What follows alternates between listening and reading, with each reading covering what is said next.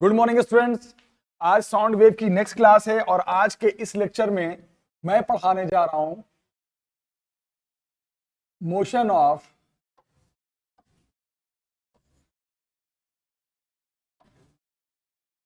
एक मिनट रुक जाओ। आज की इस वीडियो में पढ़ाने जा रहा हूं बेटा आप लोगों को मोशन ऑफ साउंड वेव। ये बहुत अच्छा टॉपिक है, इंपॉर्टेंट टॉपिक है, ध्यान से समझना। टॉपिक है motion of sound wave, sound wave का मोशन। एक बात मैं आपको बता दूं सभी लोगों को, ऑफलाइन के बच्चे भी बैठे हैं, आप लोग भी सुनो, बाकी वीडियो जो देख रहे हैं वो भी सुनो। साउंड वेव तीनों मीडियम में ट्रेवल कर सकता है। साउंड वेव तीनों मीडियम में ट्रेवल कर सकता है, सॉलिड मीडियम में भी, लिक्विड मीडियम में भी और गैसेस मीडियम में भी। ये बात ध्यान रखना। सॉलिड मीडियम का एग्जांपल बताता हूं, जैसे रेलवे ट्रैक में अगर हम कान लगाते हैं तो दूर से आ रही ट्रेन की आवाज सुनाई हमें दे देती है, आपने देखा होगा। तो रेलवे ट्रैक पे जब हम कान लगाते हैं तो जो ट्रेन की साउंड की आवाज आ रही है वो किसके थ्रू आ रही है? रेलवे ट्रैक के थ्रू। और रेलवे ट्रैक कैसा मीडियम है? Solid medium. तो वो बेस्ट एग्जांपल है साउंड वेव का motion in what? Solid medium. ठीक है बच्चों, अब सुनिएगा। तो साउंड वेव तीनों मीडियम में ट्रेवल कर सकता है, सॉलिड में भी, लिक्विड में भी और गैसेस में भी। अगर हम बात करें कौन से मीडियम में? सॉलिड मीडियम में। सॉलिड मीडियम में साउंड वेव की जो स्पीड होती है बेटा, वो फॉर्मूला याद रखना, √y अपॉन रो। y का मतलब यहां पर है यंग्स मॉडुलस। हर मटेरियल का अपना एक मॉडुलस होता है, जो आपने चैप्टर नंबर 9 में पढ़ा था, यंग्स मॉडुलस। यंग्स मॉडुलस याद रखना। तो सॉलिड मीडियम में जो साउंड की स्पीड होती है उसका फॉर्मूला है √y upon rho, Young's modulus upon rho, Young's modulus upon density. याद रखना। और अगर हम बात करें साउंड वेव की स्पीड लिक्विड मीडियम में, इवन गैसेस मीडियम में, तो एक बात ध्यान रखना, लिक्विड मीडियम में भी साउंड ट्रेवल करता है। बताऊं एग्जांपल, एक स्विमर कितनी भी गहराई में तैर रहा है, अगर ऊपर हल्की सी हलचल भी होती है उसको सुनाई दे देती है आवाज। तो वो जो आप एग्जांपल देख रहे हो, ये साउंड वेव का कौन से मीडियम में ट्रैवलिंग हुआ? लिक्विड में। और गैसेस मीडियम में आप अच्छे से जानते हो, मैं बोल रहा हूं आप तक आवाज जा रही है, तो वो कौन से मीडियम के थ्रू जा रही है? गैसेस मीडियम के थ्रू। तो एक बात ध्यान रखना, साउंड वेव सॉलिड मीडियम में ट्रेवल करे तो ये स्पीड होती है बेटा, और साउंड वेव लिक्विड या गैसेस मीडियम में ट्रेवल करे तो स्पीड का फॉर्मूला होता है साउंड वेव का b अपॉन रो। देखो, सॉलिड मीडियम में यंग्स मॉडुलस चलता है, और लिक्विड मीडियम में जब आ जाओगे या गैसेस मीडियम में आ जाओगे तो मॉडुलस बदल जाता है बेटा, ये हो जाता है bulk modulus. This is called bulk modulus of medium, bulk modulus of medium. याद रखना, क्योंकि लिक्विड और गैस में यंग्स मॉडुलस नहीं चलता। यंग्स मॉडुलस सिर्फ और सिर्फ कहां चलता है? सॉलिड मीडियम में। लिक्विड और गैस में फॉर्मूला वही है, बस यंग्स की जगह पे बल्क आ जाता है। ये बात को ध्यान से समझना। और मैं एक बात बता दूं, वेलोसिटी ऑफ साउंड वेव जो सॉलिड मीडियम में होता है बेटा, वो सबसे ज्यादा होता है as compare to velocity of sound wave in liquid medium, as compare to velocity of sound wave in gases medium. ये भी याद रखना, साउंड वेव सबसे ज्यादा फास्ट, सबसे ज्यादा तेज कहां ट्रेवल करती है? सॉलिड मीडियम में, फिर लिक्विड मीडियम में, फिर गैसेस मीडियम में। सबसे कम स्पीड होती है गैसेस मीडियम। ये भी ध्यान रखना, साउंड वेव सबसे फास्ट कहां ट्रेवल करती है? सॉलिड मीडियम में, फिर लिक्विड मीडियम में और फिर गैसेस मीडियम में। राइट। अब ये जो बेसिक आइडिया आपने ले लिया साउंड वेव की स्पीड का, या सॉलिड मीडियम में ले लिया, लिक्विड और गैस में ले लिया, लिक्विड और गैस में बल्क चलता है। अब इसको डिफाइन करने के लिए आप ध्यान रखना, दो साइंटिस्ट आए, इसे डिफाइन करने के लिए दो साइंटिस्ट आए। सबसे पहले जो एक साइंटिस्ट आए उनका नाम था न्यूटन। न्यूटन ने क्या एक्सप्लेनेशन दिया ये ध्यान रखना। मैं फिर से बता दूं, साउंड वेव हमें पढ़ना है सिर्फ गैसेस मीडियम में, सॉलिड में नहीं, लिक्विड में नहीं। हमें साउंड वेव का मोशन पढ़ना है सिर्फ कौन से मीडियम में? गैसेस मीडियम में। ध्यान से सुनना, बहुत इंपॉर्टेंट टॉपिक है। कहा यह जाता है, न्यूटन ने एक बात बताई, न्यूटन ने एक एक्सप्लेनेशन दिया। न्यूटन ने क्या कहा कि जब साउंड वेव गैसेस मीडियम में ट्रेवल करेगा, when the sound wave will travel in gaseous medium, Newton का क्या कहना था, सुनना मेरी बात को। तो उन्होंने क्या कहा कि उस गैसेस मीडियम का प्रेशर, उस गैसेस मीडियम का वॉल्यूम, कौन कौन सी चीज? Pressure and volume. क्या कहा उन्होंने, जब साउंड वेव गैसेस मीडियम में ट्रेवल करेगा, गैसेस मीडियम में, तो उस गैसेस मीडियम का प्रेशर, उस गैसेस मीडियम का वॉल्यूम चेंज होगा, लेकिन उस गैसेस मीडियम का जो टेम्परेचर होगा वो कांस्टेंट होगा। जैसे मान लो मैं बोल रहा हूं इस गैसेस मीडियम में, तो इस मीडियम का प्रेशर चेंज होगा, वॉल्यूम चेंज होगा, बट इस गैसेस मीडियम का जो टेम्परेचर होगा वो चेंज नहीं होगा। क्या होगा, कौन सी चीज कांस्टेंट रहेगी, टेम्परेचर। और आपको याद है थर्मोडायनेमिक्स में यह पढ़ाया गया था कि अगर किसी भी मीडियम का प्रेशर और वॉल्यूम चेंज हो बट टेम्परेचर चेंज ना हो, टेम्परेचर कांस्टेंट हो, तो हम उसे कहते हैं आइसोथर्मल प्रोसेस। तो इसका मतलब यह कहा उन्होंने, अगर घुमा फिरा के समझा जाए, कि जब साउंड वेव गैसेस मीडियम में ट्रेवल करेगा तो मीडियम में जो चेंज आएगा वो चेंज होगा आइसोथर्मल। उनका कहना था, शॉर्ट में वो ये कहना चाह रहे थे पूरी दुनिया को कि देखो भैया, जब साउंड वेव गैसेस मीडियम में ट्रेवल करता है तो उस मीडियम का प्रेशर और वॉल्यूम तो चेंज होता है। कौन से मीडियम का, गैसेस मीडियम का, बट उस मीडियम का जो टेम्परेचर है ना वो कांस्टेंट रहता है, उस पर कोई फर्क नहीं पड़ता। यानी इन शॉर्ट अगर समझा जाए तो ये कह सकते हैं कि सर उस मीडियम में आइसोथर्मल चेंज आता है, कह सकते हैं कि सर उस मीडियम में आइसोथर्मल चेंज आता है। ये बात उन्होंने बताई, ये पॉइंट बहुत इंपॉर्टेंट।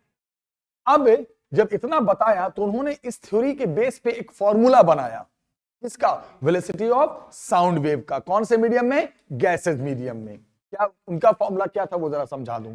अब बताओ कैसा चेंज उन्होंने कहा, आइसोथर्मल। तो आइसोथर्मल चेंज में आपको याद है, आइसोथर्मल में क्या होता है, प्रेशर और वॉल्यूम वेरिएबल होते हैं और एक दूसरे के इनवर्सली होते हैं। तो उन्होंने फिर इसको क्या लिख दिया, क्रॉस मल्टीप्लाई करके पीवी इज इक्वल टू क्या लिख दिया, के फॉर व्हाट, कांस्टेंट।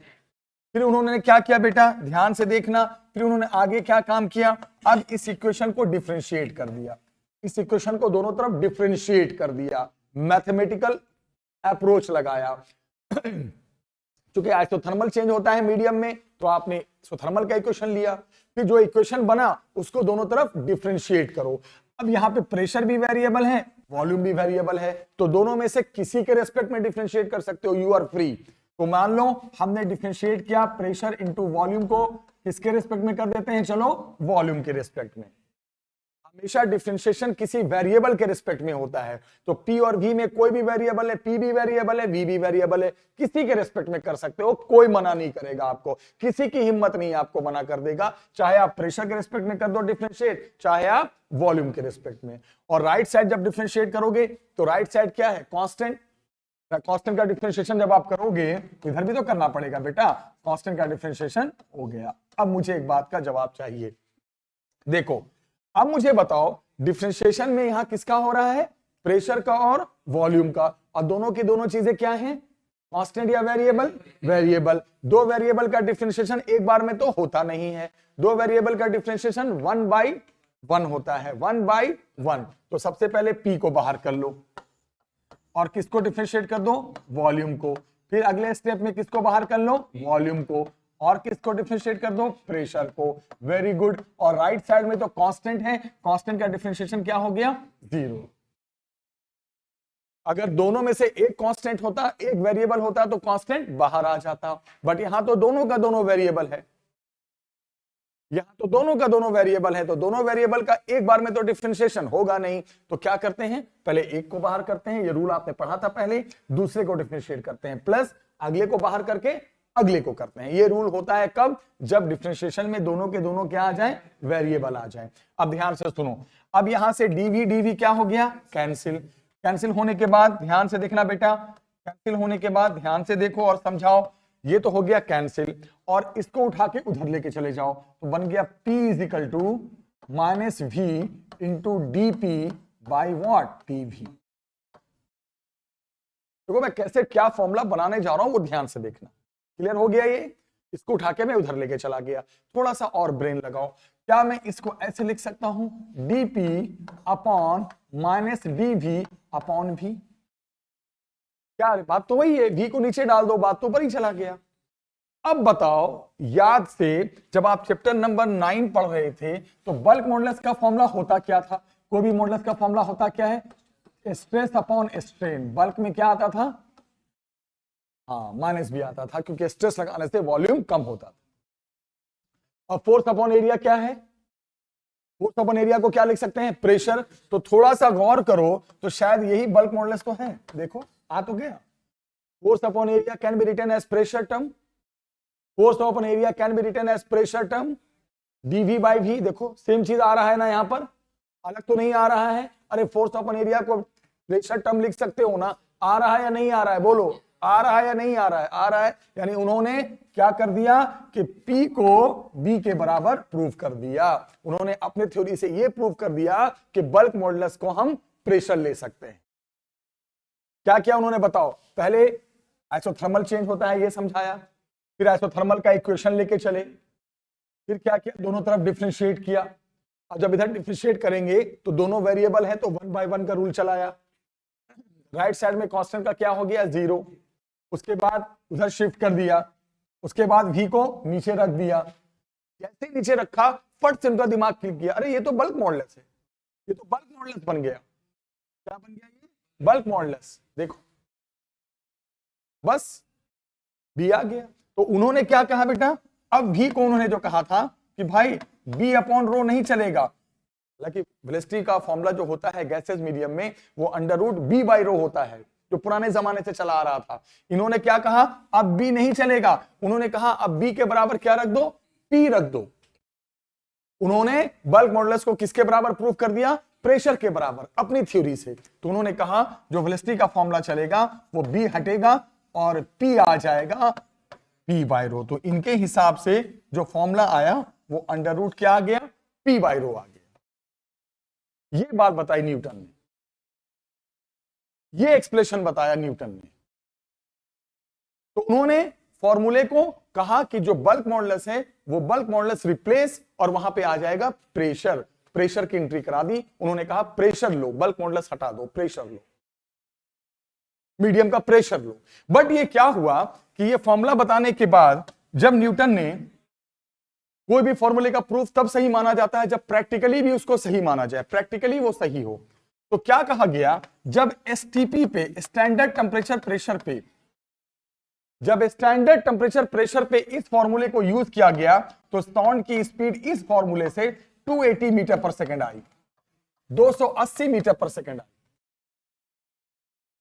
लेकिन एग्जैक्टली जो साउंड का स्पीड होता है स्टैंडर्ड टेम्परेचर प्रेशर पे वो 330 मीटर पर सेकंड होता है, 330 मीटर पर सेकंड होता है। यानी कि ये फॉर्मूला फाइनली गलत हो गया, प्रूफ गलत हो गया। ध्यान से समझो, ये फॉर्मूला गलत प्रूफ हो गया। इसलिए गलत प्रूफ हो गया कि इस फॉर्मूले से जो साउंड की स्पीड आई वो 280 मीटर पर सेकंड आई, बट होता कितना है? 330 मीटर पर सेकंड। तो इस फॉर्मूले को गलत यूज कर लिया गया, कहा गया यह फॉर्मूला यूज करने के लायक नहीं है। यह फॉर्मूला रॉन्ग साबित हो गया, गलत साबित हो गया। इस फॉर्मूले को गलत बोल दिया गया। बिल्कुल तरह से इस फॉर्मूले का हम यूज नहीं करते हैं, लेकिन हाँ पढ़ना तो जरूरी है, पढ़ना जरूरी है। क्या कि इस फॉर्मूले में था क्या, तो समझ में आ गया होगा। न्यूटन ने क्या बताया, अच्छे से समझ में आ गया। न्यूटन ने क्या बात बताई, अच्छे से समझ में आ गया। न्यूटन ने यह बात बताई कि जब साउंड वेव ट्रेवल करता है गैसेस मीडियम में तो उस गैसेस मीडियम का प्रेशर और वॉल्यूम चेंज होता है, बट उस गैसेस मीडियम का जो टेम्परेचर है वो कांस्टेंट रहता है। यानी कि कैसा चेंज कहा उन्होंने? आइसोथर्मल। उन्होंने कहना चाहा एक लाइन में कि मीडियम में आइसोथर्मल चेंज होता है। फिर उन्होंने क्या बताया? आइसोथर्मल का जो रिलेशन होता है P और V में वो यूज किया। फिर दोनों साइड क्या कर दिया? डिफरेंशिएट। उसके बाद क्या किया? डिफरेंशिएट करके उन्होंने क्या बता दिया कि प्रेशर को क्या लिख दिया उन्हें? डिफरेंशिएट किया दोनों तरफ, उधर शिफ्ट किया, पता चला रहे ये तो बल्क मॉडुलस किसके बराबर आ गया? प्रेशर के बराबर। तो उन्होंने जो पुराना फॉर्मूला था जिसमें बल्क मॉडुलस होता था उसको रिप्लेस करके प्रेशर ला दिया, B बाई रो की जगह पे P बाई रो बता दिया। इसका मतलब ये फॉर्मूला यूज करने को कहा, बट प्रैक्टिकली ये फॉर्मूला एसटीपी पे जब यूज किया गया तो 280 मीटर पर सेकंड आया इस फॉर्मूले से, जबकि होता है साउंड वेव का स्पीड प्रैक्टिकली एसटीपी पे 330 मीटर पर सेकंड। तो ये फॉर्मूला गलत साबित हो गया। अब जब रॉन्ग हो गया तो इसको सही करने के लिए एक नए साइंटिस्ट आए जिसका नाम था लैप्लास करेक्शन। एक नए साइंटिस्ट आए जिनका नाम था लैप्लास। इन्होंने इसको करेक्शन किया, लैप्लास करेक्शन। तो वो जो टॉपिक आपने देखा, तो उस टॉपिक में न्यूटन ने जो गलती की थी उस गलती को सही किया उन्होंने कहा कि न्यूटन कहां मिस्टेक कर गए, क्या वजह थी, न्यूटन का क्या मिस्टेक था जिस कारण स्पीड एग्जैक्ट नहीं आ पाई, उनके फॉर्मूले में कहां मिस्टेक रह गया। इसको सही करने के लिए नेक्स्ट साइंटिस्ट आए जिनका नाम था लैपलास। तो लैपलास ने क्या बताया जरा ध्यान से सुनो। लैपलास की थ्योरी ये थी बच्चे, लैपलास ने क्या बात बताई ध्यान से समझना। लैपलास ने ये बताया कि न्यूटन ने एक मिस्टेक कर दिया। न्यूटन ने कहा कि जब साउंड वेव गैसेस मीडियम में ट्रेवल करता है तो प्रेशर और वॉल्यूम चेंज होता है उस मीडियम का, लेकिन टेम्परेचर, लेकिन इन्होंने कहा ऐसा नहीं है, इन्होंने कहा ऐसा नहीं है, इन्होंने कहा कि प्रेशर, वॉल्यूम और टेम्परेचर तीनों की तीनों चीजें चेंज होंगी, तीनों की तीनों चीजें चेंज होंगी। प्रेशर भी चेंज होगा, वॉल्यूम भी चेंज होगा और टेम्परेचर भी चेंज होगा। याद रखना बेटा, प्रेशर भी चेंज होगा, वॉल्यूम भी चेंज होगा और टेम्परेचर भी चेंज होगा। उन्होंने कहा अगर कुछ कांस्टेंट रहेगा तो वो सिस्टम का हीट चेंज नहीं होगा। देखो मेरी बात ध्यान से सुनो, ये कहना था लैपलास का, अगर कोई चीज कांस्टेंट रहेगा वो तो सिस्टम का हीट कांस्टेंट रहेगा, प्रेशर, वॉल्यूम और टेम्परेचर तो चेंज होगा ही होगा। और मुझे ऐसा लगता है कि थर्मोडायनेमिक्स में ऐसे चेंज को हम एडियाबैटिक चेंज कहते हैं। तो इनका कहना था कि उस सिस्टम में आइसोथर्मल नहीं, उस प्रोसेस में, इस सिस्टम में एडियाबैटिक चेंज होगा। न्यूटन का कहना था आइसोथर्मल चेंज होगा, लेकिन इनका कहना था नहीं, उस सिस्टम में एडियाबैटिक चेंज होगा। इन्होंने एडियाबैटिक चेंज को डिफाइन किया। अब एडियाबैटिक जब चेंज हो गया तो इक्वेशन भी आप एडियाबैटिक का उठाओगे। एडियाबैटिक में याद है पीवी के ऊपर गामा आता था, हर गैस का गामा होता है। अगर मीडियम में मोनोएटॉमिक गैस है तो गामा 5/3, मीडियम में डायटोमिक है तो गामा 7/5, मीडियम में ट्राइटोमिक गैस है तो 9/7। यानी इनका कहना था कि मीडियम में आइसोथर्मल चेंज नहीं, मीडियम में एडियाबैटिक चेंज आए। तो एडियाबैटिक का मतलब उन्होंने शुरुआत भी एडियाबैटिक के इक्वेशन से किया। अब सेम वही प्रोसेस करो जो उन्होंने किया था, दोनों साइड क्या कर दो, differentiate, PV to the power gamma with respect to volume कर दो, उधर भी कर दो right side differentiation of constant with respect to volume, जैसे वहां हुआ था न्यूटन ने किया था। फिर दोनों साइड डिफरेंशिएट करो, दोनों वेरिएबल है तो 1/1, पहले पी बाहर आ गया, V to the power gamma का differentiation with respect to volume, फिर V to the power gamma बाहर आ गया, differentiation of pressure with respect to volume, और राइट साइड कांस्टेंट है उसका क्या हो गया, 0। अब देखो ये कैंसिल तो हो नहीं सकता, तो एक फॉर्मूला याद है आपको, पढ़ा था आपने डिफरेंशिएशन में, अगर x के पावर n का डिफरेंशिएशन x के रेस्पेक्ट में होता है तो आंसर आता है n इंटू एक्स का पावर n-1। वही चीजें देखो, x के जगह पे v है और n के जगह पे गामा है, तो क्या आ जाएगा, p तो अलग से है, gamma v gamma -1 n x n-1 plus v to the power gamma dp by dv is equal to क्या, 0। देखते रहो ध्यान से बच्चे। अब मेरी बात को ध्यान से समझो। अब यहां पर एक बात बताओ जल्दी से, p हो गया इंटू गामा हो गया, ये v के पावर गामा -1 को अलग अलग करके लिख सकते हैं, v का पावर गामा इंटू v का पावर -1।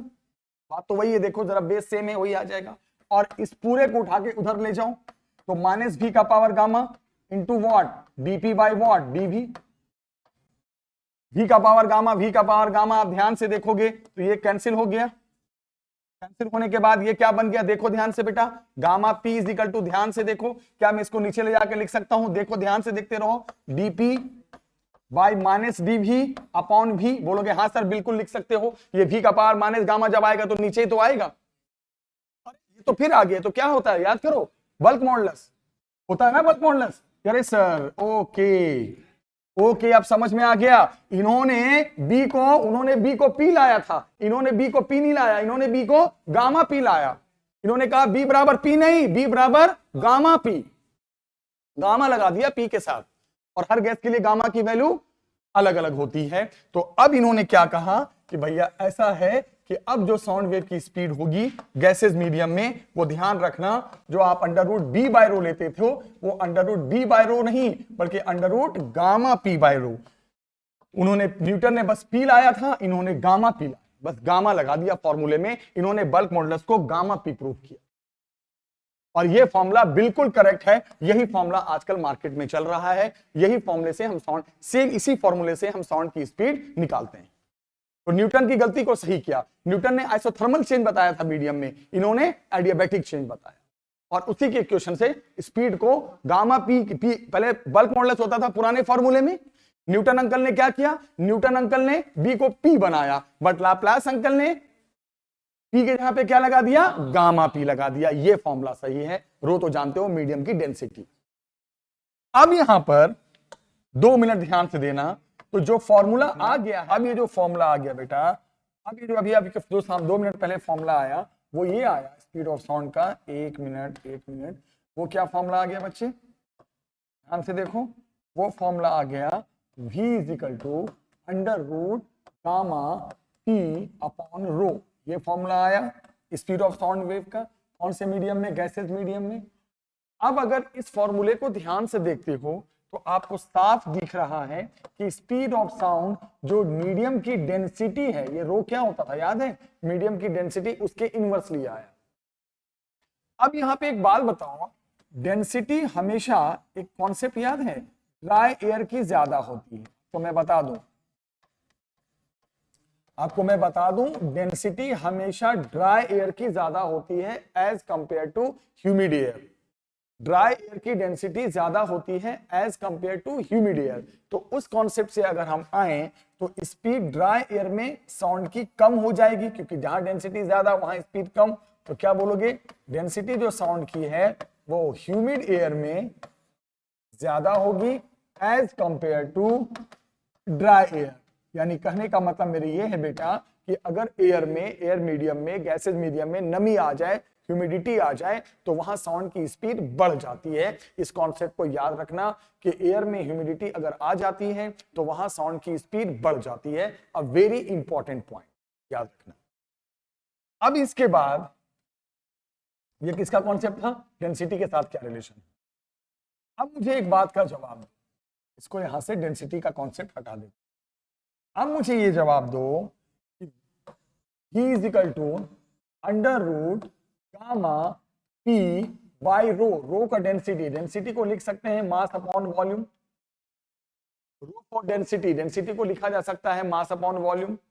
ये ऊपर चला गया तो V = gamma PV upon M, V को ऊपर लेके चले जाओ, PV for pressure, V for volume, और PV को क्या लिख सकते हो, आपको पता है ideal gas equation, PV can be written as nRT, number of mole, gas constant और टेम्परेचर।